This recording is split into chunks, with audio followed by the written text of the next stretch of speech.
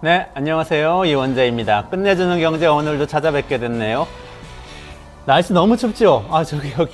여기 합정역 바로 옆에 서울에 벙커가 있다고 그랬잖아요. 우리 스튜디오. 여기 오는데, 여기서부터 걸어오는데, 한강 바로 옆이라서 강바람이 엄청 세요. 그래가지고 막 다 맞으면서 제 입이 좀 얼어 있는데, 잘 이렇게 양해해 주시고요. 어젯밤에는 재활용 쓰레기 버리는 날이었어요. 우리 동네에. 근데 재활용 쓰레기 너무 추워서 못 버리겠어. 그래서 제 아내하고 둘이 합심해서 안 하기로 하고 넘어갔습니다. 여러분들 이번 주에 재활용 쓰레기 버리셨어요?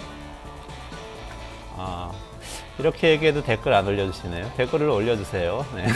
재활용 쓰레기 버리신 분들 존경합니다. 그리고 날씨 많이 춥지만 오늘 금요일이니까 이제 주말이 오고요. 예, 크리스마스도 오니까 힘내서 오늘도 시작해보죠. 끝내주는 경제 오늘 시작하겠습니다. 먼저 런치타임 말씀드릴게요. 오늘 세 가지 뉴스 제가 골라왔습니다. 첫 번째는 재건축 얘기예요. 안전진단 없어도 30년 되면 재건축을 허용하겠다. 윤석열 대통령이 얘기했습니다. 서울 중랑구에서 주민들 만나가지고 이야기를 했고요. 대통령 발언이니까 이야기하자마자 정부에서 방침이 나왔나 봐요. 바로 그 정부 익명인데 커멘트 따가지고 이런저런 그 뉴스에 굉장히 많이 나왔더라고요. 근데 이게 무슨 얘기인가? 아는 분들은 다 아는 얘기인데 모르는 분들은 이해가 안 가는 얘기예요. 뭐냐 하면 우리 지금 주택 재건축하려고 그러잖아요. 그러면 일단 노후 연한이 돼야 돼요. 노후 연한. 그러면 보통 이제 30년 이상이 돼야 되고, 그리고 추가로 안전진단을 통과해야 됩니다. 안전진단 통과한다는 게 안전하다는 뜻이 아니고 위험해야 돼요. 위험한 집이고 오래된 집이라야 재건축을 할 수 있게 되는 거죠. 근데 그거를 위험한 건 이제 나중에 해보겠다. 재건축 시작할 때는 시간만 되면, 노후성만 충족되면 재건축하게 해주겠다. 이 얘기를 한 건데요. 이게 이제 문제가 사실은 심각합니다. 문제가 뭐가 있는지 두 가지 말씀드릴게요. 하나는 건설 쓰레기 문제, 재건축 문제고요. 두 번째는 자산 격차 문제입니다. 건설 쓰레기 문제부터 말씀을 드리자면, 레커그나이즈님 오늘 분리수거 추운데도 했다고 하시는데요. 너무 죄송한 말씀 드릴게요. 분리수거에서 우리가 내보내는 이 배출한 생활 쓰레기, 이게 연간 한 2천만 톤 되거든요. 근데 건설 쓰레기가 연간 8천만 톤이에요. 건설 쓰레기가 4배입니다. 건설 쓰레기가 뭐죠? 재건축하면 나오는, 빌딩 무너뜨리고 아파트 무너뜨리면 나오는 그 쓰레기예요. 그게 훨씬 더 많고, 그 쓰레기가 우리 지금 국토를 다 뒤덮고 있어서 수도권은 매립지가 없다. 이렇게 돼가지고 지금 막 김포하고 서울하고 싸우고 김포하고 인천하고 싸우고 이렇게 된 거거든요.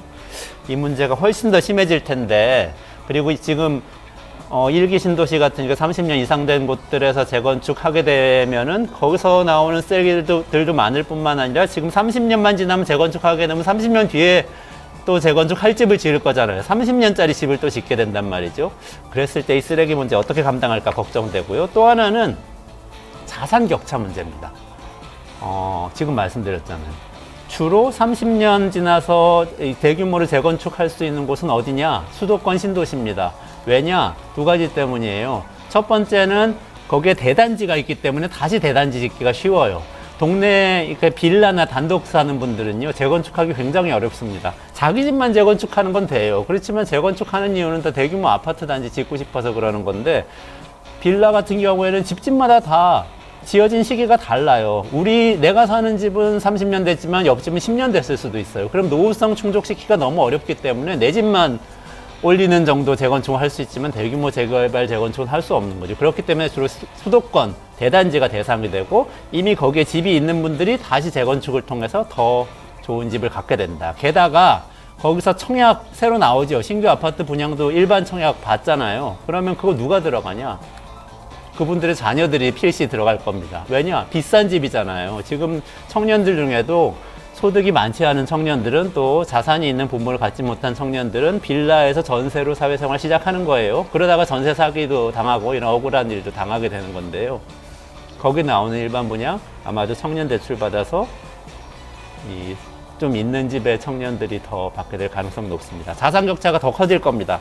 이 두 가지 너무 많이 걱정되고요. 앞으로 좀 지켜보면서 진짜로 30년 되면 재건축 다 허용해 준다는 건지 조금 지켜보면서 자세히 살펴보도록 하겠습니다.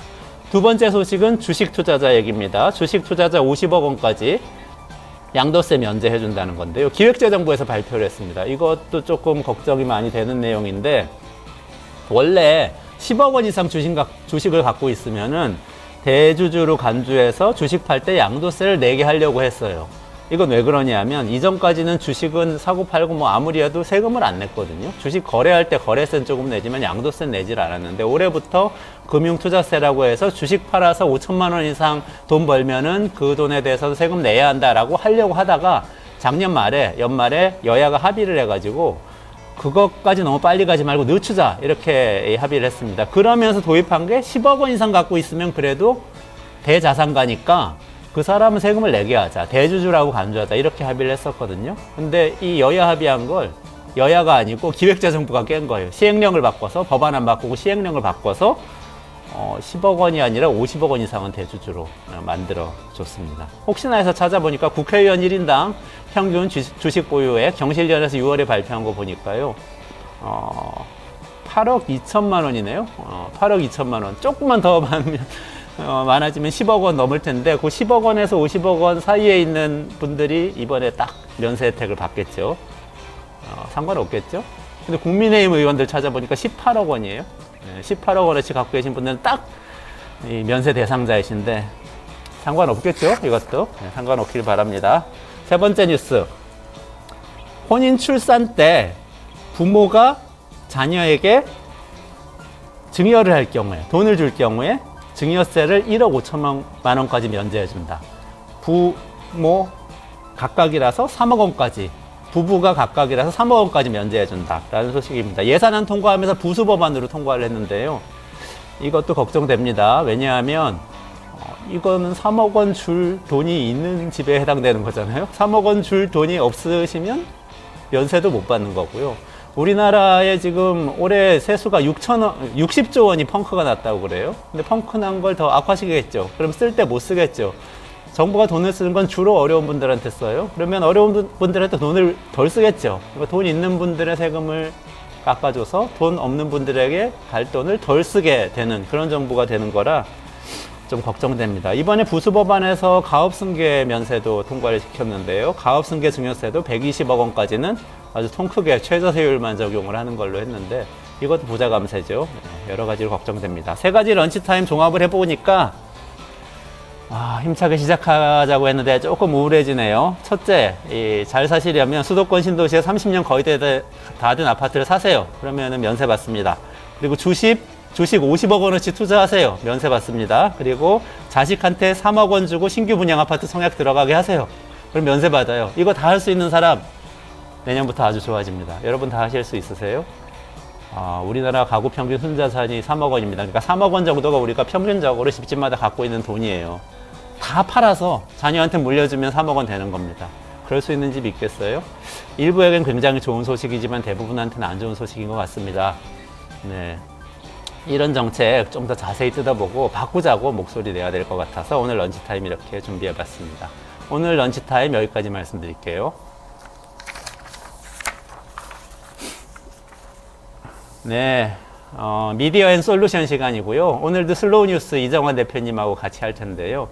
오늘은 언론사 얘기를 좀 해보려고 그래요. 정확히는 언론기업. 지난주에 방송통신위원회 영상 이정환 대표님하고 같이 찍었는데 보셨어요? 그거 굉장히 흥미롭습니다. 요즘 방송통신위원회 가지고 정치권에서 굉장히 말이 많잖아요. 임명 한 해 만에. 지난번에 탄핵 한 해 만에도 말이 많았는데 그것도 다시 한번 보시면 굉장히 유익하실 텐데 얘기하다가 제가 의문이 든 게 있어요. 방송통신위원회가 뭐 하는 데냐 여쭤봤더니 뭐 KBS, MBC 이런 공중파 방송 그리고 뭐 TV조선 채널A 이런 그 종합편성 채널 이런 것들을 관장하는 곳이고 그리고 방송 심의도 한다고 이야기를 하셨거든요. 근데 요새 우리가 뭐 이렇게 텔레비전 켜가지고 KBS 보나요? 그런 사람들 거의 없잖아요. 특히 젊은 분들은 다 핸드폰이나 태블릿이나 PC로 유튜브 통해서 이 뉴스를 보잖아요. 또 뉴스 아니라 드라마 볼 때도 넷플릭스로 다 보죠. 그러면은 방통위는 이런 데는 관장 안 하는 건가? 이런 유튜브 넷플릭스는 누가 어떻게 하고 있는 거지? 이런 궁금증이 들었어요. 그러면서 갑자기 번쩍 든 생각이 근데 지금 우리 젊은 분들이 유튜브로 다 뉴스를 보고 있는데 KBS 뉴스도 거기서 본단 말이죠. 그럼 KBS는 나중에 어떻게 되는 거지? 이런 생각도 들었습니다. 이런 궁금증을 오늘 한 번에 쭉 털어서 이야기를 해보면서 우리 언론의 현재 그리고 언론 기업의 미래에 대해서 좀 이야기 나눠보려고 이정환 대표님 모셨습니다. 네, 어서 오세요. 네, 안녕하세요. 아니 진짜 유튜브 넷플릭스도 주무부서가 있어요? 혹시 방송에서 그런 것도 봐요? 이제 관장을 방송통신융합이니까요. 통신 부분으로 관장을 할 텐데 사실 지상파 방송이야 이제 정부가 국가가 소유하고 있는 주파수를 쪼개서 나눠주기 때문에 이제 그 강제권을 강제적으로 이제 뭘 명령할 수 있죠. 근데 통신 시장은 사실 이제 정부가 개입할 수 있는 영역이 되게 제한적이긴 합니다. 방통위는 그러니까 이제 통신 시장의 룰을 정하는 시장 룰을 정하고 그러니까 게임의 법칙을 관할하는 곳이라고 생각하면 될 텐데 지난 10여 년 동안 방통위를 보면 이게 잘 되지는 않았던 것 같습니다. 이 판을 키우고 공정한 게임을 만드는 그런 역할을 했느냐라는 그런 부분 의문이고요. 한국 인터넷 강국이라고 하는데 도대체 이게 한류는 잘 나가지만 사업자들은 다 죽어나가고 글로벌한 인터넷 기반 하나도 키우지 못했고 한때 인터넷 속도가 빨랐고 인터넷을 세계에서 가장 빨리 연결한 나라라고 하지만 실제 인터넷 사람은 다 죽어가고 그리고 공론장은 계속 위축되고 있고 도대체 이게 뭐냐. 그리고 유튜브나 넷플릭스가 한국에 공략하고 있는데 한국 기업들은 경쟁도 못하고 다 찌그러들고 있죠. 이번에 그 넷플릭스하고 유튜브 가격이 올랐다고 해서 이제 실태 점검에 나서겠다고 했죠. 이게 뭐 반가워하실 분들은 많겠지만 실제로 막상 가격을 통제하려고 보면 쉽지 않을 것 같습니다. 이게 이제 과거 지금까지 상황을 보면 우리 네. 지금 넷플릭스가 9,500원이 그 네네. 기본이었는데 네. 그거 없앤 거죠 가격을. 그래서 그렇죠. 13,500원짜리로 네. 한 4,000원 확 뛰게 하는 네네. 셈이죠. 유튜브 프리미엄도 14,900원까지 오르고 얼마였지? 10,000원쯤 했었죠? 1,450원. 1,450원. 어이구 50% 이상 하는 건데. 그래서 이참에 이제 뭐 끊어야겠다 생각하는 분들 많고 그렇습니다. 이게 그러니까 네이버나 다음 같으면 일단 보통은 국정감사 때 부르죠. 불러가지고 네네네. 이제 의원들이 호통을 치고 그러면 잘못했습니다 하고 아니면 또 검찰을 뭐 동원해가지고 이렇게 이제 창업자가 수사를 받게 되면 맞아. 카카오 지금 다른 그렇게 된 건에서 이제 거잖아요. 납작 엎드려가지고 갑자기 카카오 택시도 손해보고 뭐 공정경제 하겠다고 하고 하죠. 근데 문제는 이게 구글이나 페이스북 한국 지사장들을 불러도 이 사람들은 한국 지사가 한국 사업을 하는 게 아니라 말 그대로 이제 관리만 하는 그런 영역이거든요. 그래서 이 사람들 불러도 일단 한국말 잘 못하고 게다가 통역하는데 한참 시간이 걸려야 되고 결국 우리는 관할 아니다라는 말만 하게 됩니다. 그렇다고 해서 한국 국회에서 무슨 주커버그를 불러올 수도 없는 거고 미국의 본사 책임자를 불러서 없기 때문에 한국은 또 이렇게 모든 사업을 미국 본사에서 직접 관할하기 때문에 이게 통제가 안 되는 거예요. 그래서 근데 그러면은 기업들만, 직접적으로 예. 가격을 어떻게 하라고 얘기할 수는 없고 막 이렇게 압수수색하고 막 감사하고 이러면서 이제 막 호통치고 보통 이러면서 이제 압박을 네이버 하는 다음은 거예요. 그런 식으로 이제 컨트롤을 하죠. 국내 뭐 통신 3사들 SK텔레콤이나 뭐 KT도 마찬가지고요. 물론 거기는 이제 또 허가제 산업이니까 또 다르긴 합니다. 그렇지만 이 통신 산업을 솔직히 인터넷 기업들을 서비스 사업자들을 천하의 방통이라도 이걸 또 직접적인 압박을 줄 수 있느냐라고 하면 매우 어렵습니다. 넷플릭스나 구글은 압박을 주더라도 효과가 없을 거기는 것 같다. 미국 사업자니까 미국의 미국 본사가 사업자니까. 있는데 한국에서 무슨 이제 필요하면 과징금을 때릴 수도 있겠지만 페이스북이 뭐 망중립성 문제로 속도를 떨어뜨려서 국내 서버를 빼가지고 이제 대만이나 홍콩을 옮겨서 속도가 떨어진 적이 있었어요. 그래서 그걸 이제 과징금을 때렸는데 결국 재판까지 가서 한국 정부가 패소를 했죠. 그러니까 우리나라 정부가 과징금을 방통위가 부과를 했는데 부과했는데. 패소를 했고요. 그게 그러니까 국내 기업과 외국 기업의 그런 차등을 두기 어렵고 국내 기업을 보호하기 위해서 어떤 조치를 취하기도 어렵고 민간 사업자들에게 이게 시장 지배적 지위를 남용해서 뭐 독과점법을 위반한다면 모르겠지만 그게 아닌 상황에 방통위가 이렇게 방송처럼 이 기업의 어떤 판단을 기업의 행동을 이렇게 규제하기 쉽지 않다는 겁니다. 근데 그게 궁금증이 생기는데 KBS가 방송을 만들어서 이렇게 공중파를 쏘는 거는 규제를 한다는 거잖아요, 직접적으로. 그렇죠. 심의도 하고. 방송은 허가 산업이고 그 주파수는 공공재이기 때문이죠. 근데 KBS가 유튜브로 내보내는 거는 규제를 안 해요. 예를 들어서 KBS가 콘텐츠를 만들었는데 방송 안 내보내고 유튜브로만 내보냈어. 그러면 이제 이제 KBS는 또 되죠? 이제 정부 세금이 들어가기 때문에 국정감사에서 야단을 맞겠지만 예를 들면 유튜브에 내보내는 유튜브 전용 전용 프로그램이 있다면 그 프로그램을 가지고 지금 방송법을 규정하기 쉽지 않죠. 그렇군요. 그 얘기 들으니까 혹시 이거 역차별 아닌가 이런 생각도 사실은 드는데요. 역차별이라기보다는 이제 지상파 방송에 이제 브로드캐스팅이 이제 한번 방송을 하면 굉장히 많은 국민들이 퍼져 나간다. 그래서 공적 책임을 부여하는 게 이제 법에 규정되어 있기 때문에 방송은 좀 다르죠. 근데 이 인터넷 사업은 지금은 이제 방송 못지않게 영향력을 갖고 있지만 사실 그 사회적으로 컨트롤할 방안이 마땅치 않은 상황이기도 합니다. 근데 그게 저는 사실 제가 방통융합? 예. 그 용어를 들은 지 한 20년 된 것 같은데요. 예. 그게 갑자기 떠올랐어요. 이게 연관이 있는 건가요? 네. 그 예전에는 뭐 방송은 방송이고 네. 이렇게 뭐 넷플릭스나 유튜브 같은 이거는 뭐 인터넷으로 하는 거니까 이거 통신. 네. 그래가지고 이렇게 나눠가지고 관장을 했었는데 그거 합쳐야 된다 그런 게 한 20년 된 것 그 같은데. 경계가 급속도로 무너졌죠. 아, 아까 그래요? 말씀하신 것처럼 MBC에서 나온 프로그램을 넷플릭스에 틀고 뭐 예를 들면 나는 신이다를 그리고 또 피지컬 백이라는 프로그램이 있었죠. 넷플릭스에 네네네네. 납품을 하고 심지어 피지컬 백은 방송에 틀지도 않았어요. 아, 넷플릭스만 납품을 피지컬 백 했는데 어디서 만들었었죠? MBC입니다. MBC에서. 그리고 KBS가 만든 지금 고려 거란 전쟁은 지상파와 넷플릭스 동시에 지금 나가고 아. 있습니다. 나가고 있는데 이게 이제 공영방송이 어. 그리고 심지어 KBS가 수신료를 받는 KBS가 이 넷플릭스에 팔아가지고 이익을 낸다는 것도 굉장히 새로운 처음 있는 일인데 이 고려 거란 전쟁이 보니까 270억 원 정도 제작비가 들었어요. 네. 해당 제작비가 8억이 넘고요. 이 제작비가 충당이 안 되니까 같은 경우나 지금 또 수신료가 지금 급격히 줄고 있잖아요. 충당이 안 되니까 넷플릭스에 팔아서라도 돈을 벌겠다. 한 100억은 좀 안 되는 것 같고 한 70억 정도라는 이야기도 나오는데요. 넷플릭스에 판 가격이요? 예, 그 정도 정확히 공개는 안 됐습니다. 그러니까 이게 MBC나 KBS는 방송이고 여기서 만든 프로그램을 또 틀면 넷플릭스도 보고 사람들은 아 넷플릭스에서 뭐 봤어라고 하는 거죠. 피지컬 백이 MBC에서 만들었다는 사실을 모르는 사람도 굉장히 많습니다. 그리고 또 KT는 통신회사죠. 근데 작년에 만들었던 이상한 변호사 우영우는 KBS의 자회사 ENA가 만드는 프로그램이었습니다. KT의 자회사. KT의 자회사고 아. 뉴스토마토처럼 이제 케이블 채널인 거죠. 케이블 네. 채널인데 ENA라는 채널을 사실 아무도 모르니까 네. 거기서 만든 프로그램을 넷플릭스에 틀면서 대박을 터뜨린 거죠. 그렇다면 과연 이상한 날 우영우는 이건 과연 통신인가 방송인가? 피지컬 백은 통신인가 방송인가? 이건 인터넷 사업인 인터넷 콘텐츠인가 방송 콘텐츠인가? 이런 그런 고민들이 생기죠. 그런 얘기 들어본 것 같은데 그러면 MBC에서 예를 들어서 네. 수위 높은 방송을 제작해가지고 MBC에는 안 틀어요. 그리고 넷플릭스에 팔아요. 그러면 네. 그거는 심의 대상이 아니에요? 역시 MBC나 KBS는 아무래도 이제 공영방송이기 때문에 그리고 이제 국정감사 대상이기 때문에 회사 야단을 맞거나 아니면 사장이 뭐 야단을 맞거나 뭐 나중에 사장이 교체되거나 할 수도 있겠죠. 근데 직접적인 그 방송은 실제로는 이제 그런 방송의 심의하고는 많이 다르다고 할 수 있겠습니다.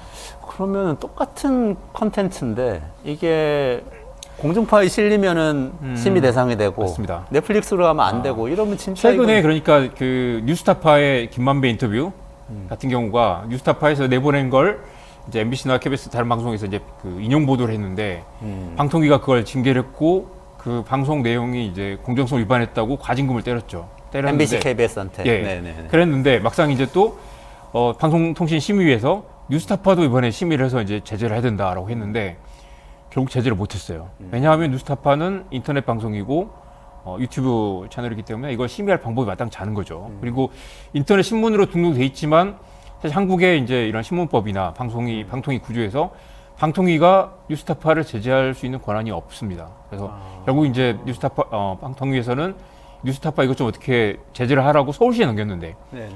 서울시에 등록된 인터넷 신문이기 때문에 네. 근데 지금 아직 결과 안 나왔지만 서울시조차도 뉴스타파를 제재할 수는 없습니다. 그게 이제 방송과 인터넷의 이제 경계의 차이 있는 거죠. 뉴스타파는 인터넷 매체이기 때문에 어떻게 네. 보면 뭐 통신 쪽에 분류가 되어서 그리고 그런 그 건가요? 표현의 자유의 영역이기 때문에 신문은 누구나 만들 수 있고 신문의 그 영역 신문 언론 보도를 정부 기관이 나서서 이거 공정하지 않다, 잘못돼 있다고 이 제재할 수 있는 수단이 없는 거죠.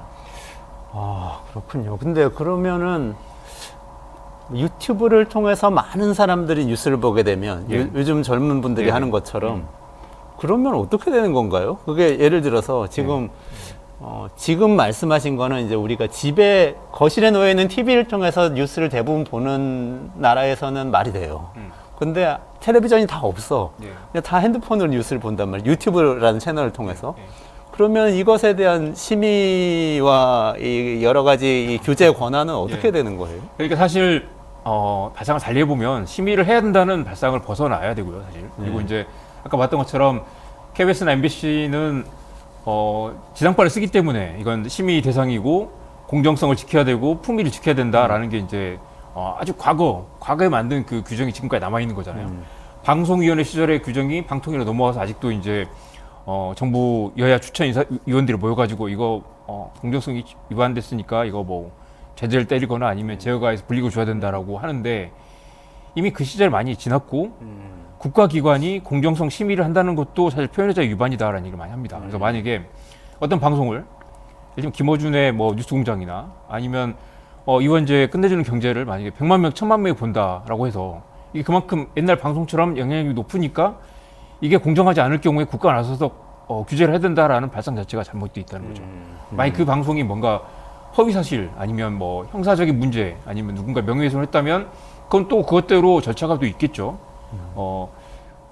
언론중재위도 있고 다른 뭐 민형사상 뭐 절차를 밟을 수도 있을 텐데 그것까지 허용하는 게 사실 민주주의 대한민국 헌법이 규정하고 있는 표현의 자유 영역입니다. 표현의 자유를 오히려 심의를 약화시키고 표현의 자유를 넓히는 게 좋다고 이제 말씀하셨는데 제가 좋다는 게 아니라 원래 그렇게 돼 있는 거고요. 그리고 네. 이제 이미 시대가 달라졌는데 아직 이제 방송만 그게 남아 있어서 그것 때문에 이제 역차별이라고 생각하는 분들도 있는 거죠. 아, 그렇군요. 저는 또 돈에 관심이 많은데 네. 사실은 지금도 돈 내고 케이블 보는 분들 많으시거든요. 특히 어르신들 많고. 네. 그 유료 방송이잖아요. 돈 네. 내고 보는 네네. 거. KBS, MBC는 공중파니까 그냥 원래는 전파로 들어와야 되는데 맞습니다. 지금은 그렇게 보는 사람 거의 없잖아요. 맞습니다. 이거 제가 오늘 정말 강조해서 말씀드리고 싶은데요. 지상파를 우리 어렸을 때는 아버지가 옥상에 가서 안테나 이렇게 맞춰가지고 맞아요. 막 방향 맞춰가지고 잘 나오고 안 나오고 했었죠. 어렸을 때면은 한 30년 전이에요? 그렇죠. 아무튼 그 안테나를 세워서 보는 사람이 지금 3%도 되지 않고 이게 공개가 되지 않은데 아마 3% 훨씬 덜 되는 상황일 것 같습니다. 아, 이제 3%도 안 된다. 예, 그렇게 안테나를. 보는 사람은. 근데 중요한 건 뭐냐면 공중파라는 말 자체는 의미가 없네. 그렇죠. 공중에 지상파, 공중파가 다 사라졌는데 아직도 그런 표현을 쓰는 것 자체가 문제가 공중에 있고 전파가 날아다녀서 저는 텔레비전 이제, 보는 건 예, 없는 거네요. 이제. 한국 미디어 산업, 이 방송통신 시장이 엉망이 된 그 첫 단추가 어디냐라고 하면 이 지상파에 대한 그런 오해와 편견 때문이고 기억하시겠지만 옛날 브라운관 TV 있죠. 이렇게 배가 볼록 튀어나온 그 맞아요. 아날로그 방송, 아날로그 박물관 TV, 가면 있어요 지금. 이 아날로그 TV, 백남준 아저씨가 하시는 그 아날로그 TV에서 디지털 TV로 넘어온 게 최종 넘은 게 2012년이고 2000년 초반부터 이제 계속 이제 디지털 아날로그 전환을 했는데 저 이게 정말 그 한국 방송 정책 담당하는 사람들의 치명적인 실수와 오류였다 생각합니다. 그러니까 원래 지상파라는 건 안테나 세우면 누구나 볼 수 있는 공짜 그리고 국가기관에서 지상파를 주는 조건으로 이제 누구나 이렇게 그 볼 수 있는 시골이든 어디든 무료 보편적 시청권이라고 하죠. 안테나 세우면 볼 수 있는 거예요. 그랬는데 지금은 방송 보려면 돈을 내야 되는 거죠. 그렇죠. IPTV를 설치하거나 아니면 뭐 하다못해 뭐 KT나 SK텔레콤에 인터넷을 가입을 하거나 뭐 LG 헬로비전 같은 이제 SO 케이블에 가입을 해서 그 방송을 봐야 되는 거죠. 돈을 안 내면 이제 방송 볼 수 없는 시대가 됐다. 근데 중요한 건 뭐냐면 이 아날로그에서 디지털로 전환하는 과정에서 당시 방통위에서 뭐라고 했냐면 여러분 이제 방송 안 나옵니다. 이 지금 보는 TV로 방송을 볼 수 없으니까 빨리 디지털로 전환을 해야 됩니다. 그래서 디지털 TV를 사거나 아니면 빨리 유료 방송에 가입해야 됩니다라고 사실 겁을 줬어요. 그래서 당시 마지막에는 거의 TV 절반을 갈 정도로 시꺼먼 자막을 내보내면서 이걸로 TV 볼 수 없다라고 계속 그렇게 나왔었어요? 방송에? 네, 사실 국민들을 협박하다시피 한 거죠. 그래서 사람들이 시골에 계신 부모님이 야, 이제 방송 안 나온다는데 어떡하냐라고 하니까 이제 도시에 있는 자녀들이 케이블을 깔아드린 거죠. IPTV를 깔아드리거나 아니면 시골 같으면 KT 스카이라이프를 깔아서 그러면서 원래 2005년까지만 해도 안테나 세워서 방송 보는 사람이 20% 넘었습니다. 2005년에. 예. 네. 그런데 이게 쭉 줄어가지고 7% 뒷면을 주고 지금 3% 미만까지. 그래서 원래 방송은 안테나 세워서 공짜로 보는 방송인데 그리고 더 큰 문제는 뭐냐면 디지털로 전환하면서 이제 방송 감도가 굉장히 좋아져가지고요. 실내 안테나만 달아도 웬만한 집들에서 방송을 그냥 볼 수 있어요. 볼 수 있고 심지어 화질이 IPTV나 케이블보다 훨씬 더 화질이 좋습니다. 지금도 안테나 달면 볼 수 있다고요? 그리고 깜짝 놀라는 게 이 전송효율이 좋기 때문에 화질이 더 좋아요. 더 좋아요? 더 좋아요. 그러니까 이 만약에 축구 같은 굉장히 뭐 그 움직임이 많은 방송들을 보면 IPTV 같은 속도가 좀 그 화질이 떨어지거든요. 더 좋고 더 놀라운 건 이 세탁소에서 하는 그러니까 이 옷걸이 있죠. 네. 옷걸이 이렇게 조립해가지고 안테나를 만들어서 달아도 TV가 나오더라라는 실험이 있습니다. 정말요? 그만큼 뭐냐면 디지털로 전환하면서 누구나 쉽게 이제 안테나 옥상에 가서 하지 않아도 안테나를 쉽게 달 수 있는 시대가 됐는데 대한민국 방송 정책 담당하는 사람들은 그 사람들 쫓아가지고 빨리 유료 방송 가입하세요로 해가지고 전 세계에서 유료 방송 가입률이 굉장히 높은 나라 중에 하나입니다. 아직 우리나라가요? 프랑스와 영국 같은 데는 거의 40% 이상이 아직도 지상파를 직접 수신하고 있죠. 아, 그래요? 안테나로 본다고요? 그렇죠. 그리고 그것 우리나라는 때문에 3%인데 네. 프랑스, 영국은 40%. 지금 1%도 안 될 것 같습니다. 그리고 그것 때문에 BBC가 그렇게 강력한 영향력을 갖고 있는 거죠. 야. 그래서 더 큰 문제는 또 그 과정에서 뭘 했냐면 한국의 이제 방통이라는 데가 또 통신 3사들 SK텔레콤, 그다음에 또 KT, LG U+ 등의 이제 통신 3사들의 그 이해관계를 굉장히 많이 반영하기 때문에 그 방송사들이 그 통신 기업들이 방송을 끼워 팔기를 한 거예요. 뭐에 끼워판 거죠? 그러니까 예를 들면 초고속 인터넷 깔면 초고속 맞아요. 인터넷 깔면 그 IPTV를 공짜로 몇 달러 넣어드립니다. 맞아요. 휴대폰 가입하면 또 결합 상품을 하면 뭐 케이블 넣어주고 그런 거 하죠. 지금 초고속 인터넷 하시죠. 이거 지금 이렇게 옮겨 타가지고 이렇게 하면 묶으면 IPTV를 공짜로 넣어드립니다. 그렇게 되면 어떻게 되냐면 이용자 입장에서 좋죠. 싸게 IPTV, 야 우리 IPTV로 가자. 채널도 100개나 돼. 하겠지만 그 과정에서 이 방송이 굉장히 그 저가 상품으로 전락이 됐죠. 싸구려 상품이 되고 그렇기 때문에 방송 시장이 다 죽어버린 거예요. 한국은 그래서 지난 10여 년 동안 굉장히 그 유료 방송으로 유료 방송이라고 생각하지도 않죠. 다 그냥 뭐 어디나 공짜처럼 생각하지만 그 비용을 다 우리가 내고 있는 거잖아요. 우회적으로 내고 있는 거고 그 과정에 이 방송사들은 다 망해가고 있고 우리 채널이 100개라고 하지만 대부분 다 지상파 방송 채널에 재탕 방송이 많죠. 그러면서 방송 시장을 다 황폐하게 만든 그 과정이 잘못된 첫 단추가 디지털에서 아날로그에서 디지털로 옮겨오면서 이 통신의 방송 끼워 팔기. 그래서 방송 산업이 초토화된 거죠. 그리고 정작 그러면서 그러면 IPTV 잘 됐느냐, SO의 케이블 사업자들은 잘 됐느냐. 결국 인터넷만 남고 방송은 다 죽었고 인터넷의 그 틈새를 지금 넷플릭스와 유튜브가 들어와가지고 기존의 방송 시장을 다 지금 집어삼키고 있는 과정입니다. 그러니까 한때는 그래도 우리나라 뭐 CJ에서도 여러 뭐 PP라고 그러죠. 네네. PPSO. 그러니까 PP는 그 채널이고 프로그램 프로바이더, 채널 공급자죠. 그러니까 그 방송 제작해서 이렇게 보내주는 데고 네네. SO는 실제 방송국. 네네. 이게 송출하는데 그렇습니다. SO 지역별로 그렇습니다. 있는데 우리가 무슨 서초 케이블 양천 케이블 이러면 그거는 다 SO인 거죠. 네네. 근데 그런 거를 우리나라 그래도 대기업들이 가지고 있으면서 뭐 이게 그걸 기반으로 해서 뭔가 굉장한 컨텐츠 기업이 되는 것처럼 그렇게도 얘기했었는데 지금은 그런 얘기는 또 별로 안 하는 것 같아요. 그러니까 그 지금 하드웨어와 소프트웨어가 있다고 치면 SO들은 이제 케이블망을 가지고 케이블 방송을 넣어주고 근데 그 케이블에 또 인터넷을 같이 끼워판 거예요. 또 그러니까 방송 사업자들은 인터넷을 끼워 팔고 인터넷 사업자들은 거기 방송을 끼워 팔면서 이게 실제 융합이 됐죠. 융합이 되면서 그 과정에서 이제 또 통신 3사를 중심으로 시장이 재편되기 시작했고 그 과정에 이제 PP들 방송 콘텐츠를 판매하던 사업자들은 계속해서 시장이 이제 그 죽어가는 걸 경험을 했습니다. 그래서 그렇게 방송을 싸게 끼워 팔게 할 수 있었던 이유는 뭐냐면 SO도 그렇고 IPTV도 그렇고 핵심 사업 모델이 뭐냐면 홈쇼핑 사업자들이 받는 채널 사용료였어요. 채널 사용료요? 그러니까 뭐죠? 우리 케이블을 하면 MBC와 KBS 사이에 홈쇼핑이 끼어들잖아요. 홈쇼핑 사업자들에게 수천억 원을 받는 거죠. 그 채널을 거기에 꽂아주는 대가로 비용을 받는데 실제로 그 채널 사업자들이 홈쇼핑 사업자들이 버는 돈의 절반 가까이 40% 많게 60% 가까이를 그런 SO나 IPT 사업자들에게 채널 사용료로 줬던 것입니다. 그러면 이제 뭐냐면 방송을 싸게 끼워 팔게 하면서 정작 돈은 홈쇼핑 사업자들이 받는데 그러면서 이 방송 시장 전체의 가격을 낮게 책정하면서 시장이 다 죽어버리는 상황을 맞았던 거죠. 뭔가 부동산 임대업 같은 생각도 드네요. 그렇죠. 비싸게 임대를 받아서 장사 다 망하고 이런 게 생각나는데 근데 잠깐 지금 정리를 해보자면 네네.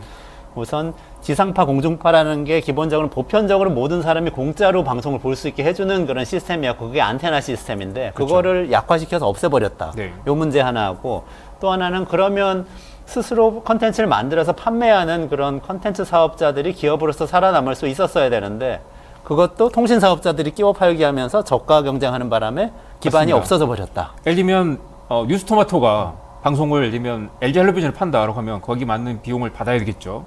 근데 LG텔레비전이나 그런 이제 예를 들면 KT IPTV도 마찬가지지만 우리 채널이 100개나 있고 300개나 있고 여기 얼마인지 넣겠다는 데 많으니까 그걸 굳이 안 사도 되는 거예요. 굉장히 그건 후려치면서 정작 돈을 버는 건 홈쇼핑 사업자들은 좋은 채널을 꽂아주면 돈을 많이 받을 수 있으니까요.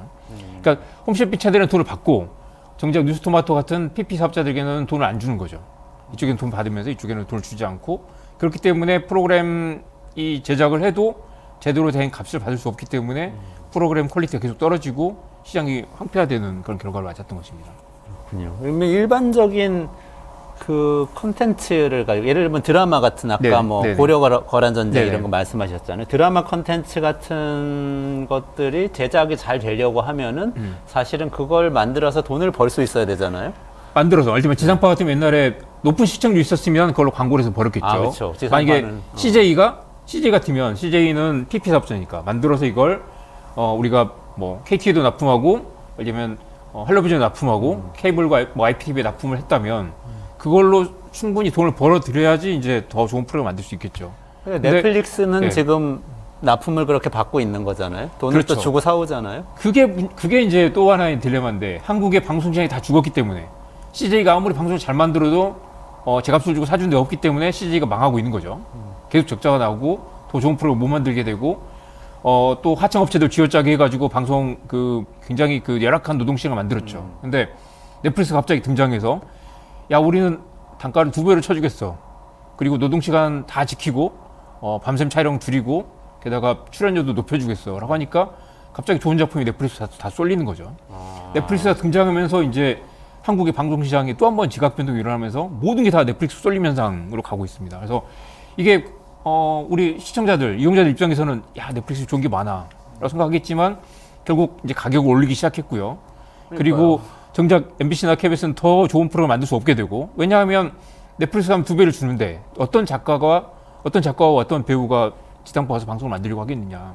그러니까 갈수록 지상파의 좋은 드라마도 줄어들고 애초에 드라마 편수도 줄어들죠. 지금 드라마 자체도 사라지는 그런 상황을 맞게 되고 있습니다.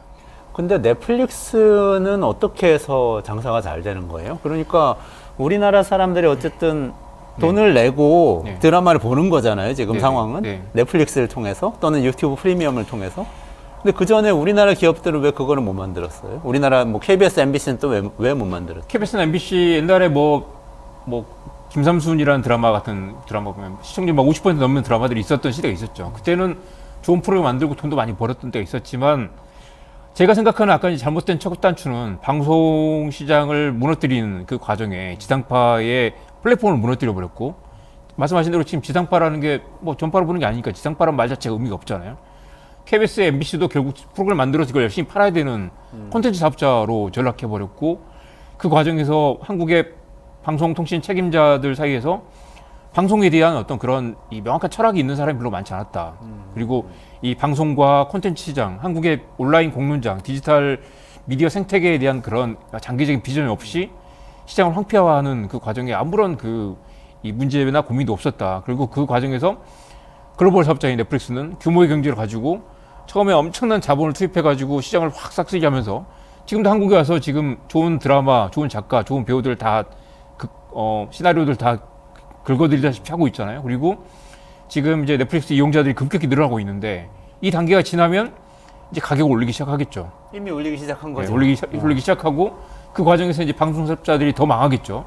지금 지상파들이 만든 OTT 서비스가 웨이브가 있고 CJ가 만든 티빙이 있는데 둘 다 지금 합병하느냐 마느냐 하고 있지만 둘 다 지금 버는 것의 절반 이상을 지금 영업 적자를 내고 있거든요. 그러니까 CJ나 지상파나 지금 일반 스트리밍 서비스 사업이 진출해서 폭망을 하고 있는 상황입니다. 지금 얼마나 더 버틸 수 있을지도 모르겠고 결국 지금 이 웨이브나 티빙까지 망하면 한국에는 지금 넷플릭스밖에 없고 디즈니 플러스가 있고 우리가 이제 드라마를 보려면 전 국민이 다 돈 내고 넷플릭스에 돈을 갖다 바쳐야 되는 상황이 될 텐데 이 상황을 누가 만들었느냐? 왜 우리는 우리가 과거 한때 사랑했던 MBC나 KBS가 이렇게 망가지는 걸 지켜보고만 있어야 되는가? 그리고 그 과정에서 도대체 물론 우리는 싸게 볼 수 있으면 좋겠죠. 통신 인터넷 깔면 방송 공짜로 끼워준다고 하니까 그동안 좋았는데 정말 이렇게 방송 통신 정책을 이렇게 망쳐도 되는가? 결국 이 피해는 결국 누가 볼 것인가. 그리고 결국 외국 사업자인 넷플릭스에 우리가 뭔가를 의존하게 된다는 것. 그리고 사실 또 그런 이야기도 하잖아요. 방송이라는 건, 지상파라는 건 우리 모두가 그 보는 보편적 시청권이라는 게 있는 건데, 그리고 우리 재난 영화 보면 우리 사고가 나면 어떻게 되나요? 결국 다 그 지지직거리는 라디오 보고 맞아요. 네네네네. 무슨 뭐 이렇게 해방군이 오느냐 마느냐라는 그 라디오 맞아요, 보잖아요. 맞아요. 근데 네. 그때도 넷플릭스가 남아가지고 우리가 돈만 내면 넷플릭스에서 뭔가를 우리가 보여줄 것인가? 그러네요. 이제 재난 방송도 넷플릭스로 내보내고 유튜브로 내보내야 그렇진 되는 않겠지만. 상황이 될 것 같은데. 도대체 왜 한국은 이렇게 이 지상파 플랫폼을 죽여놓고도 아무런 반성도 없었는가라는 생각을 하게 됩니다. 아, 진짜 문제가 심각한 것 같은데 저는 이제 더 심각한 문제가 하나 생각났어요. 네. 신문.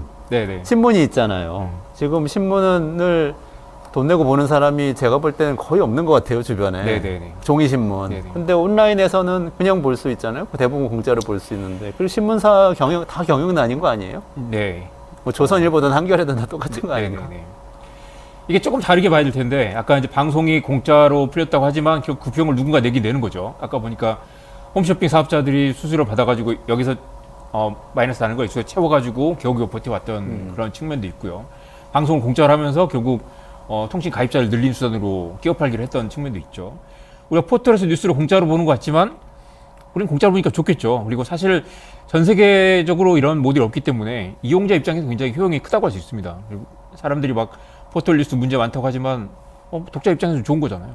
좋은 건데. 그다음 그 비용을 누가 내는가라고 하면 결국 포털에서 광고 수입을 걸어가지고 그 이상으로 돈을 버는 거죠. 그리고 포털 입장에서는 그 압도적인 점유율을 공짜 뉴스를 믿기 상품으로 내놓으면서 독자들을 끌어들인 다음에 거기서 다른 사업을 계속 벌이는 거잖아요.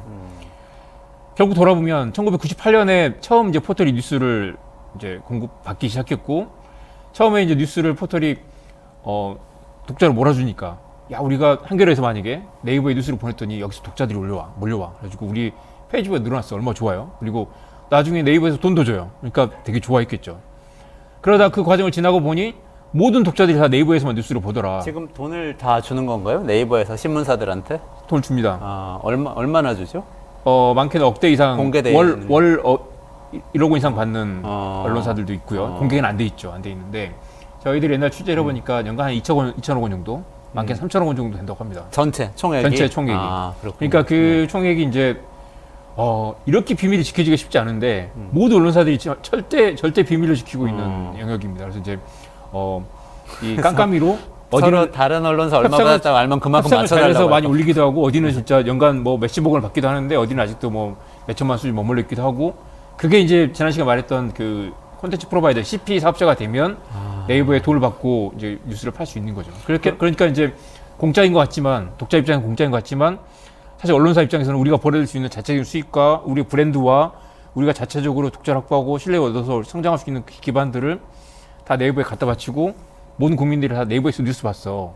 우리가 넷플릭스에 KBS, MBC가 콘텐츠를 갖다 바치는 것처럼 그런 상황이 오래돼 있고, 어느 순간부터 이제 그걸 빠져나올 수 없게 돼 있는 상황이라고 할 수 있습니다. 아, 그럼 신문들은 네. 신문 업계에서는 네이버가 넷플릭스가 된 거네요. 네이버가 유튜브 넷플릭스 사실 역할을 훨씬 옛날부터 오래전부터 한 거네요. 그렇게 돼 오래전부터. 있죠. 이미 그렇게 구조가 만들어져. 네. 그걸 이제 빼앗아 보자. 좋네요. 그리고 우리가 네이버 다음 때문에 잃고 있는 가치가 얼마인가 신문협회에서 맨날 그런 얘기를 하거든요. 그래서 이걸 가져오면 우리가 자체적으로 광고를 내고 자체적으로 뭔가 사업을 할 수 영향력이 높아져서 우리가 신문사 한겨레 플랫폼, 조선일보 플랫폼으로서 뭔가 돈을 벌 수 있을 거다라는 기대도 있지만 실제로는 그렇게 잘 안 되죠. 안 되고. 근데 이게 뭐 미국 사례라서 뭐 아주 다른 사례인지는 네네. 모르겠는데, 제가 보니까 뉴욕 타임즈도 디지털 구독을 유료해가지고 성공했다는 얘기도 네네. 있고, 네. 뭐 그리고 사실 미국에는 미디어 산업이 굉장히 크잖아요, 비즈니스로서도. 네네. 많이 다른가요? 어때요? 일단 신문만 놓고 보면 미국도 뉴욕타임즈는 뉴욕타임즈만 잘 나가기 때문에 문제가 되는 거고요. 오히려 뉴욕타임즈는 약간 미국 뉴스 산업에서의 오히려 넷플릭스 같은 성격으로 할 수 있겠습니다. 어떤 성격이? 뉴욕의 지역 신문이었죠. 워싱턴 포스트, 네네네. 워싱턴의 지역 신문이고, 미국은 또 전국 단위 신문사가 말로 많지 않죠. 네. 네. 뉴욕타임즈가 워낙 잘 나가고 퀄리티가 높고, 이제 또 온라인으로 옮겨오면서 사실 종이 신문 안 보게 되면서 사람들이 보스턴에서 뉴욕타임즈를 보는 거죠. 워싱턴에서 뉴욕타임즈를 보는 거, 마이애미에서 뉴욕타임즈를 보게 되기 때문에 사람들이 원하는 건 가장 좋은 신문, 가장 정확하고 신뢰가 높은 신문, 퀄리티 높은 신문 하나를 보게 되기 때문에 뉴욕타임즈는 이제 사실 넷플릭스나 뭐 저기 스포티파이 같은 이제 인터넷 기업들처럼 이제 투자 대비 이익을 내는 단계로 이미 들어서서 퀄리티에 더 많은 투자를 하고 더 압도적인 따라올 수 없는 이 경쟁력을 만들어서 그래서 제가 넷플릭스를 말하는 게 대신 이제 따라올 수 없다.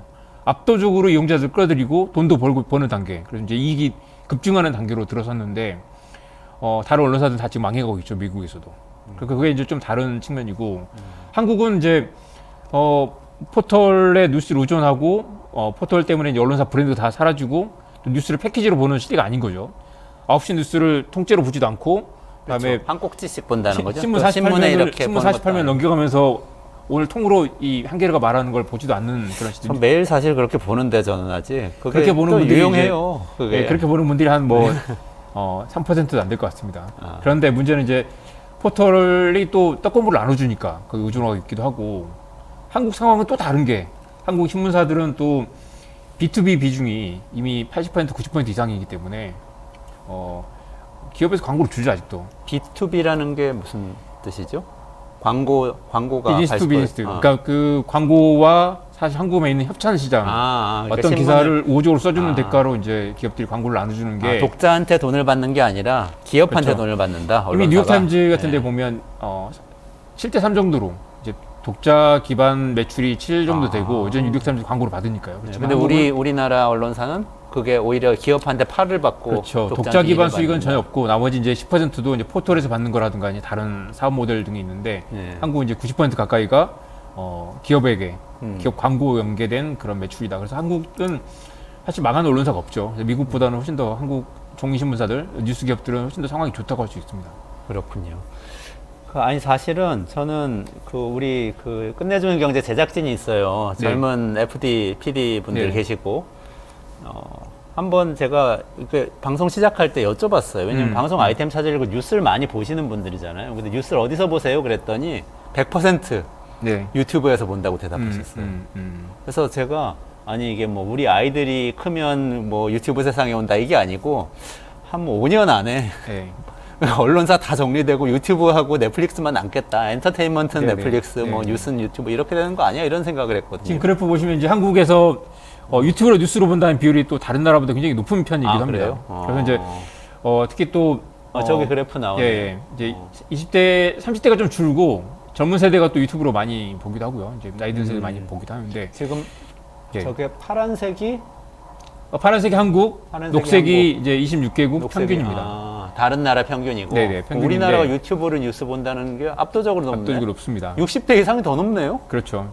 그 젊은 사람들의 그 새로운 트렌드 이걸 이런 한번 게 분석을 아니네. 해봐야 될 텐데 60대 이상이 높은 건 아마 이제 또 그 TV 유료 방송 점유율이 또 그쪽에서는 또 낮기 때문일 수도 있고요. 우리 지금 유튜브로 방송하면서 할 얘기는 또 아닌 것 같기도 하네. 네네. 하여튼 뭐 좋습니다. 그리고 이제 한국적성이 또 있을 텐데 그 방송 뉴스와 뉴스가 아닌 것을 경계도 좀 모호해진 것 같기도 합니다. 그래서 이제 2010년 이후에 종합 편성 채널이 들어서면서 이제 종합 편성 채널에서 또 시사 토크 프로그램 같은 거 많이 늘었잖아요. 네네네. 시사 토크 프로그램은 사실 이제 뉴스가 아니기 때문에 뉴스라기보다 이제 말 그대로 그냥 뭐 교양 프로그램에 가까운데 이제 그런 데서 유사 뉴스 프로그램들을 많이 만들기도 했고 사람들이 그래서 이제 엄밀하게 뉴스와 그런 논평형 프로그램을 많이 헷갈리는 것 같기도 하고 아마 이제 저기 유튜브로 뉴스 본다고 답변한 분들 중에 상당수는 이제 또 김어준 뉴스 공장이나 아니면 이제 이런 프로그램 마찬가지겠지만 이 뉴스 프로그램을 생각하는 그런 경향도 많이 있는 것 같습니다.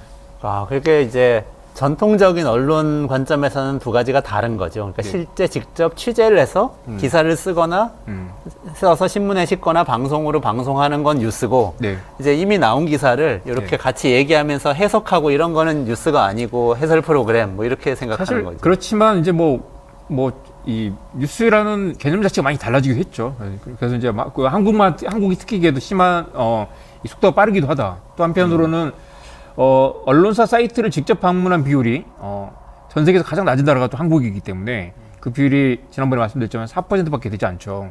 그래서 이제 저기 노르웨이나 핀란드 같은 나라는 이미 여전히 이제 뉴스를 보려면 그 특정 언론사를 찾아가서 봐야 되고 지금 저게 맨 끝에 있는 게 한국인 거죠? 맨 끝에가 맨 오른쪽. 오른쪽이 한국이고요. 맨 빨간 왼쪽에 핀란드, 노르웨이, 영국, 스웨덴 그렇네요. 덴마크. 와, 그러니까 이제 한국을 한국이 압도적으로 낮네요. 그렇죠. 그러니까 이제 저 비율의 나머지 96% 상당수는 이제 포털에서 뉴스를 본다. 요즘은 이제 유튜브에서 뉴스를 본다라는 사람들이 많이 늘었기 때문에 저는 조가 나온 것입니다. 그러면은 돈 버는 문제로 다시 돌아가서 좀 네네. 생각을 해보면요. 지금 뭐 예를 들어서 뭐 김어준의 겸손은 힘들다 뉴스공장이든지 뭐 네. 이원재 끝내주는 경제든지 네네. 이런 것들을 유튜브에서 하잖아요. 우리는. 네. 그러면 이제 유튜브에서 광고료를 이렇게 배분받고 그렇죠. 이래서 사실 운영을 하게 되는 거잖아요. 네네. 이렇게 할 수는 있는 거 아닌가요, 또? 지상파 좋은 기존의 컨텐츠 뉴스 만들어서 기업들이요? 네, 좋은 컨텐츠를 만들어서 계속 유튜브를 플랫폼으로 사용하면서 이 안에서 비즈니스 모델을 만들어 가는 거죠. 넷플릭스도 마찬가지고. 그렇죠.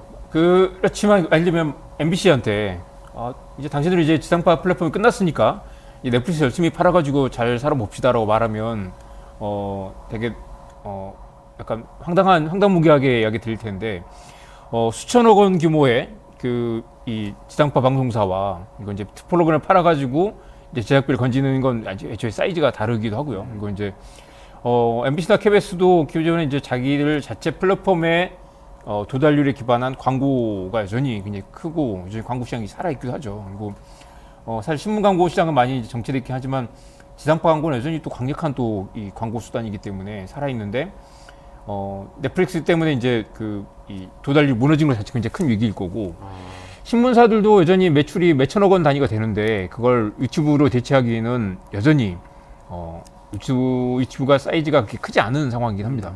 그래서 방송이나 신문이나 유튜브가 이용자를 끌어들이는 속도는 엄청나게 빠른데 유튜브에 뛰어들어서 얻는 수익 자체는 굉장히 아직은 적다. 굉장히 적고. 그리고 제가 이제 MBC 전에 이제 안영환 사장한테 그런 조언도 하기로 했어요. 그러니까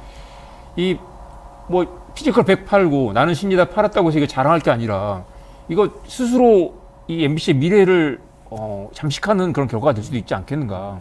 지금이야 뭐 우리 이거 팔아가지고 추가적인 매출을 만들었습니다. 우리가 이런 것도 합니다라고 자랑하지만 제가 그런 말씀 드렸어요. 앞으로 30년 뒤에 그게 MBC 몰락의 신호탄이었다. 그렇게 말하지 않을까. 그럴 정도로 지금 어떤 플랫폼의 어떤 그 독립, 플랫폼의 어떤 이 경쟁력을 키워야 되는데 스스로 플랫폼을 무너뜨리는 그 행동을 하고 있는 거죠. 아니 우리 PD님이 박종찬 부장님이신데 예.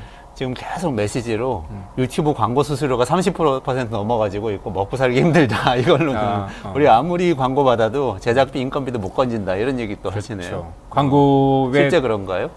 지금 이제 구글도 논란이 되는 게 인앱 결제라든가 이제 프로그램 판매의 30%를 수수료 가져가는 게 보통은 그렇게까지 많이 가져가지 않잖아요. 다른 이제 그동안 이제 이 플랫폼 사업자들은. 근데 애초에 이제 그런 최근에 이제 룰은 글로벌 독점 사업자들은 30%를 어떤 이제 어떤 합의된 기준으로 보는 것 같습니다. 그래서 이제 시장이 커지는 것 같지만 사실 여전히 참여하는 사업자들이 다들 괴로워하고 있는 상황이 계속되고 있는 거죠. 그러면은 아까 딱 잘라서 어떻게 보세요? 앞으로 전망을 유튜브 세상이 오고 예. 지상파니 신문사니 이런 거대한 매체들이 이제 사라지고 각자 도생 유튜브 위에서 각자 도생해서 살아남는 곳들이 살아남는다 이렇게 보세요? 실제로? 그러니까 유튜브에서 새로운 기회를 찾는 사람들이 많이 있겠죠. 그리고 스트리밍 이 넷플릭스가 뜨면 넷플릭스에 기반한 이제 대박 콘텐츠를 만드는 새로운 이제 제작사들이 살아남겠죠. 그리고 분명한 것은 이런 여러 가지 일련의 변화에서 레거시 미디어들이 갈수록 어려워질 거다. 종이신문사도 어려워질 거고 안일하게 그동안 이제 지상파 플랫폼에 안주해왔던 이제 방송사들 굉장히 어려워지겠죠. 결국 이제 그 과정에 새로운 기회가 생겨날 것이고, 예를 들면 김어준의 뉴스공장처럼 그 시장에서 새로운 뉴스의 강자로 떠오르는 데가 있겠지만, 결국 이 기존의 질서가 다 바뀔 것이다, 다 무너질 것이다라는 걸 전제로 다시 본연의 경쟁력으로 돌아가야 되겠죠. 아까 뉴욕타임즈도 있었지만, 좀 MBC와 KBS가 좀 너무 공허한 이야기처럼 들릴 수 있지만 BBC처럼 공영방송의 강력한 어떤 공적 사명, 그리고 신뢰와 자부심, 그리고 국민들의 광범위한 지지, 그래도 우리에게 어떤 방송이 필요해라는 것들을 확보함으로써 여전히 잘 존재감을 만들어가는 방식들, 그리고 공영방송이 할 수 있는 그 강력한 콘텐츠들로 승부하는 방식들이 맞다고 생각하고요. 아까 그리고 종이신문 말씀하셨지만 여전히 종이신문을 보는 사람들이 고급 정보를 얻는다면 종이신문의 단기 맥락과 어떤 이 통찰을 읽을 수 있다면 그리고 여전히 한국에서도 이 중앙일보라든가 몇몇 신문사들이 유료 모델을 실험하고 있거든요. 우리가 포털 때문에 아무것도 안 된다. 포털 때문에 포털 종속을 벗어날 수 없다라고 자포자기 할 게 아니라 여전히 여기서 새로운 기회를 찾고 새로운 변화 모델을 찾아야 되고 여기에서 다른 성공 모델이 나타날 거라고 생각합니다. 그렇지 않다면 미래가 없는 거니까요. 아니 저는 사실 예전엔 더 많이 봤는데 요즘은 종이 신문 2개 보거든요 아침에. 네. 그리고 두 신문은 각각은 논조가 있어요. 네. 그리고 논조가 센 신문 2개를 보는데요. 이 신문들이 같이 보는 게 유용해요. 뭐에 유용하냐면 메타인지가 돼요. 아, 내가 이 신문을 보고 있구나. 이 신문은 원래 이런 의견이었지. 그런 의견이니까 이 기사를 썼구나. 이게 딱 되는 거예요. 객관화 시키는 게 되는데 유튜브에서 영상을 보면은 저는 그냥 쭉 빠져들어서 그게 다 사실인 것처럼 믿게 되는 그런 효과가 있는 것 같아요. 유튜브 또 플랫폼이라는 건 또 이제 종이신문이나 방송은 어떤 편집이 개입이 되는 거잖아요. 그래서 제일 중요한 뉴스를 순서로 해서 하나의 이제 패키지를 보면 이 방송의 어떤 이제 그 전달하는 방식들을 충분히 이해할 수 있는 거고 신문은 말씀하신 대로 이 편집에서 의도가 드러나게 되잖아요. 편집을 2개를 교차해서 본다거나 아니면 또 한 번만 쑥 훑어보더라도 중요도와 맥락이 드러나게 되는데 온라인 기사에서는 이 스크롤하는 과정에서 사실 종이신문 기사는 처음과 끝을 동시에 한꺼번에 볼 수 있는데 온라인 기사는 그렇지 않죠. 스크롤하다가 닫아버리면 뒷부분을 못 보게 된다거나 이렇게 메타 인지 자체가 어려운 그런 측면들이 있죠. 그래서 여전히 레거시 미디어들에도 그런 그 기회가 있다. 그리고 거기서 어떤 새로운 경쟁력 포인트를 찾아야 된다고 생각합니다. 고급 컨텐츠를 만들어서 돈 받고 파는 경쟁을 해야 한다. 이렇게 그렇죠. 보시는 네네. 거죠. 아, 근데 진짜 어려운 게. 그러니까 저는 이런 데 관심이 많은데 어쨌든 비즈니스 모델이 새로 생겼는데 그 유튜브가 유도하는 비즈니스 모델이 있어요. 지금 이 방송에서도 예를 들면 우리가 빨리 유튜브에서 뭔가 돈을 벌고 싶으면 극단적인 얘기를 막 해야 되잖아요. 그리고 누군가를 지속적으로 계속 비난하면 독자가 생겨요. 독자가 생기면 광고료가 들어와. 이런 구조거든요. 그러니까 그게 이제 유튜브가 모든 걸 집어삼킨 세상의 가장 큰 위험이라는 건 우리가 특정 신문을 A라는 신문과 B라는 신문을 비교해서 본다거나 아니면 9시 뉴스를 뭘 선택해서 본다고 했을 때 우리가 그 뉴스 브랜드, 그 미디어 브랜드에 대한 어떤 신뢰와 선택이 있는 거잖아요. 근데 예를 들면 말씀하신 것처럼 끝내주는 경제가 좀 더 시청률을 높이기 위해서 좀 더 섹시하고 과감하고 뭔가 이렇게 좀 이렇게 치고 나가는 그런 주장을 담아보자라고 하면 유튜브 알고리즘이 이걸 좋아하는 사람들에게 아니 사람들이 이걸 보여줬더니 더 지속성이 길더라, 재방문이 높더라, 그리고 광고 노출이 높더라 한다면 그 노출을 늘려주겠죠. 중요한 건 우리 한국 사회 공론장이라는 게 글로벌 마찬가지지만 우리의 공론장이라는 게 알고리즘이 효율을 극대화하는 방향으로 그 플랫폼 기업들이 효율을 극대화하는 방향으로 단순히 이게 좋은 콘텐츠라서가 아니라 이 좀 더 선정적인 콘텐츠를 더 많이 노출할수록 우리가 돈을 더 많이 벌기 때문에 이걸 더 많이 노출해야 된다는 그런 동기에 의해서 이걸 우리에게 보여주고 있다면 그 프로그램을 우리 자녀에게 보여줄 수 있을 것인가. 그리고 그런 우선순위의 왜곡이 문제죠. 우선순위 왜곡이 사회에 어떤 이 악영을 불러일으킬 것인가. 실제로 지난 미국 대선에서 그런 이제 플랫폼의 그런 페이크 뉴스라든가 어떤 굉장히 극단적인 뉴스들 때문에 여론이 급격히 악화돼서 트럼프의 탄생에 기여했다라는 그런 문제식도 있었죠.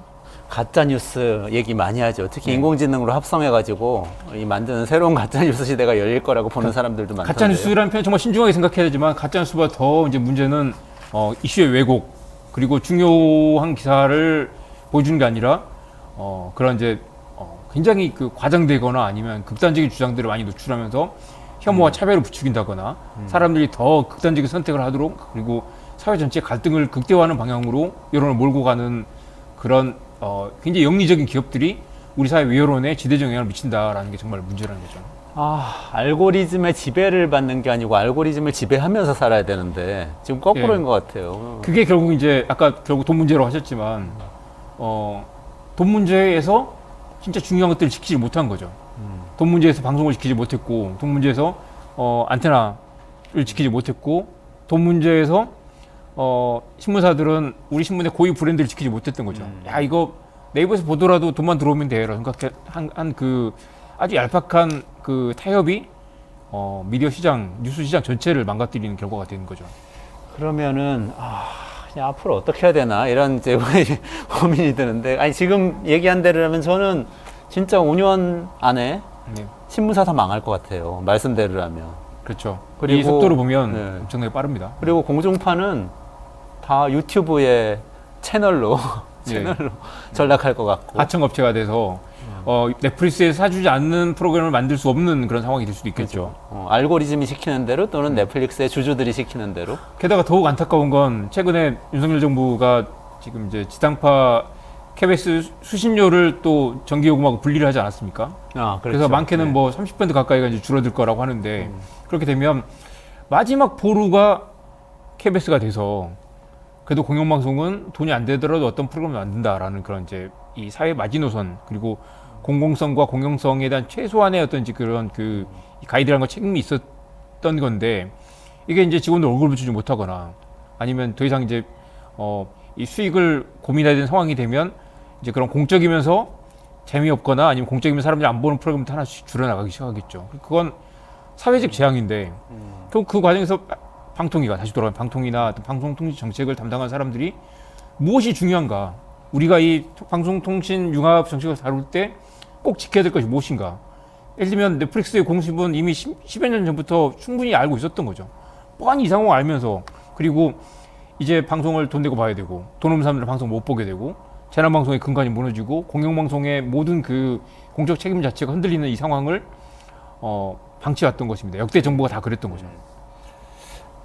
근데 그러면은 예를 들어서 이제 수신료가 덜 들어와요, KBS에. 네네. 30%가 빈단 말이죠, 매출에서. 네네. 그 수신료 매출에서. 그러면은 그 돈을 채우기 위해서 여러 가지를 해야 될 텐데 딱 떠오르는 게 그러면 KBS도 자극적인 콘텐츠 만들어서 유튜브에 납품하겠구나. 내지는 넷플릭스에서 잘 팔릴 만한 드라마 만들어서 헐값에 제작비 안 나오더라도 그래도 조금이라도 수입 늘리려고 헐값에 팔아 넘기겠구나. 이런 게 딱 생각이 나는데요. 그렇게 네. 될 수도 있는 거예요. 그러니까 넷플릭스 뭐 고려 거란 전쟁은 굉장히 또 사극은 또 독특한 얘기니까 그렇다 치고 만약에 무슨 이제 그냥 트렌디한 드라마를 KBS가 만들어서 납품할 수도 있겠죠. 그러면 그 과정에서 그런 트렌디한 드라마를 서로 만들기 위해서 이제 몸값 경쟁도 있을 거고 과연 KBS가 그런 거 만들어서 납품하는 게 우리가 공영방송 KBS에 요구하는 것인가? 그리고 그런 걸 만드는 KBS에 우리가 수신료를 내야 되는가라는 그런 의문이 더 깊어지겠죠. 오징어 게임이 넷플릭스에서 성공했다고 좋아할 일은 아닌 건가요, 그러면? 오징어 게임이 성공한 건 물론 좋은 일이고 한국의 그 콘텐츠의 저력을 보여주는 뭐 그런 이제 하나의 사건이라고 할 수 있지만 자칫 이 상황이 계속되면 넷플릭스 종속이 계속되고 잘 나가는 업체들은 물론 있겠지만 그 근간에는 이 시장이 풍성하게 다양성이 보장돼야 다양한 시도가 나타나고 오징어 게임처럼 황당한 그런 프로그램도 만들 수 있게 되고 그중에서 뭔가 터지지 않겠어요. 근데 잘 나가는 몇 개만 잘 나가는 시장이 되고 그 과정에서 MBC에 KBS 드라마를 안 사주고 넷플릭스가 사주고 넷플릭스에 안 사주는 드라마를 만들 수 없게 되는 상황이 되면 시장 전체가 한패화돼서 앞으로 한 5년이 지나면 이 시장에 그런 드라마를 만들 수 있는 업체가 갈수록 줄어들고 더 이상하고 더 이 뭔가 선정적이고 더 뭔가 괴상한 드라마만 나오는 그런 시대로 갈 수도 있지 않을까라는 우려가 됩니다. 방통위가 넷플릭스하고 유튜브는 규제 대상으로 삼고 있지 않다는 얘기하면서 여기까지 지금 흘러왔는데 유튜브 세상 된다, 넷플릭스 세상 된다까지 왔어요. 근데 이정환 대표님 본인이 혹시 방통위원장 되시면은 어떻게 하실 거예요? 네. 대안이 있는 건가요? 일단은 이 방통위가 왜 이렇게 실패했는가에서부터 보면 정체성을 명확하게 해야 되겠죠. 이 정치인 출신들 와가지고 서로 이 멱살 잡고 싸우고 퇴장하고 하는 거 말고 그리고 방통위원들이 나서서 통신사들 로비 방통위원장 포함해서 방통위원들이 되면 엄청난 그 이 이권을 쥐고 목숨을 생사를 흔들 수 있기 때문에 실제로 몇몇 방통위원들이 과거 이제 뭐 통신사를 접대받아서 문제가 되기도 하고 그랬었거든요. 그리고 이 뭐 들어오라 하세요 하는 거 있잖아요. 와가지고 이제 막 야단치고 하는 것들. 네네. 그 과정에서 정작 이 통신을 하나도 모르는 사람들, 방송 모르는 사람들 와가지고 그런 식으로 서로 누가 이기느냐. 지금도 모르는 사람이 그렇죠. 그런 건데. 예. 네. 정체성을 명확하게 해야 되고 방송과 포털을 때려봐야 정권 재창출에 도움이 안 된다. 그리고 이걸 가지고 정권에 유리하냐 마냐 그걸로 판단하지 않도록 방통위란 시대를 바꿔야 된다. 전문가들을 구성하게 되는 게 첫 번째. 두 번째는 지금까지 계속 이야기했던 것처럼 장기적인 로드맵을 만들어보자. 지금이라도. 다시 방송통신 생태계를 활성화하는 방안이 뭐가 있을까. 새로운 게임의 법칙을 만들어야 되고 이 공론장, 우리 사회가 우리가 보고 듣고 하는 이 공론장의 이 룰을 어떻게 다시 재건할 것인가. 이미 굉장히 어려운 상태가 됐죠. 10년 전부터 시작했다면 지금 이 지금까지 오지 않았을 수도 있는데 그렇다고 해서 뭐 한국형 유튜브를 안 들어보자 그런 게 아니고요.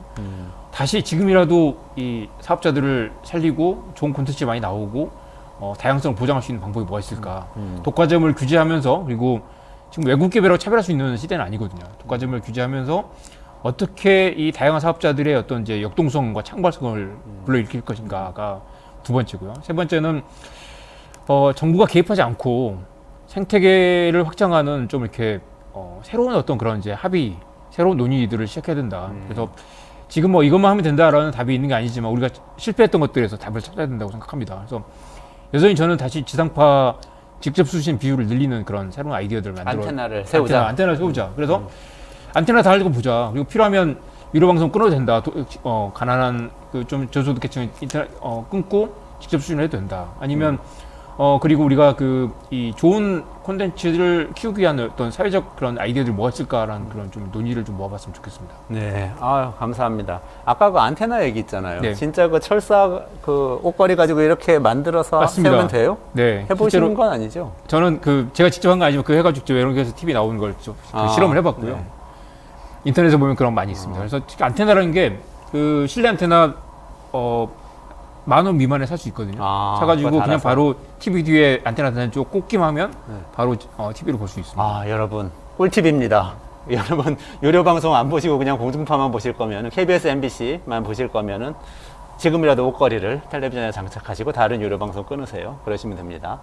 네, 오늘 미디어 기업, 언론 기업의 미래에 대해서 이정환 슬로우 뉴스 대표님하고 말씀 나눠봤는데요. 방송통신위원장님 잘 들어보세요. 이 방송사 때리기, 포털 때리기 이런 거 방송산업, 신문산업에 전혀 도움 안 됩니다. 이게 다 경제 문제거든요.